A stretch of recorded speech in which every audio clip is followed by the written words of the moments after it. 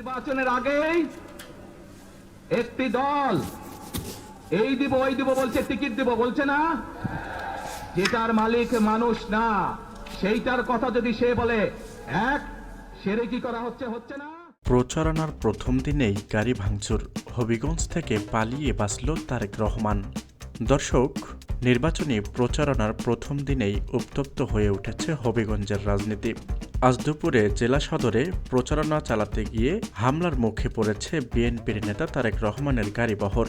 প্রত্যক্ষদর্শীদের মতে অতর্কিত এই হামলায় তার বহরে বেশ কয়েকটি গাড়ি ভাঙচুর করা হয়। পরিস্থিতি বেগতিক দেখে দ্রুত ঘটনাস্থল ত্যাগ করে নিরাপদ আশ্রয়ে চলে যান তিনি। জানা গেছে, পূর্ব নির্ধারিত কর্মসূচি অনুযায়ী আজ সকালে হবিগঞ্জ শহরের প্রধান সড়কে জনসংযোগ শুরু করেন বিএনপি ও অঙ্গ সংগঠনের নেতাকর্মীরা। প্রচারণা চলাকালে হঠাৎ একদল দুর্বৃত্ত লাঠিসোঁটা ও ইটপাটকেল নিয়ে মিছিলে হামলা চালায়। এ সময় তারেক রহমানের ব্যক্তিগত গাড়িসহ অত্যন্ত 5টি গাড়ি ভাঙচুর করা হয়। হামলা শুরু হলে নেতাকর্মীদের মধ্যে চরম আতঙ্ক ছড়িয়ে পড়ে। প্রত্যক্ষদর্শীরা জানান, নিরাপত্তা বেষ্টনীর সহায়তায় তারেক রহমানকে অক্ষত অবস্থায় দ্রুত এলাকা থেকে সরিয়ে নেওয়া হয়। হামলার পরপরই স্থানীয় আওয়ামী লীগ ও বিএনপির কর্মীদের মধ্যে ধাওয়া পাল্টা ধাওয়ার ঘটনা ঘটে।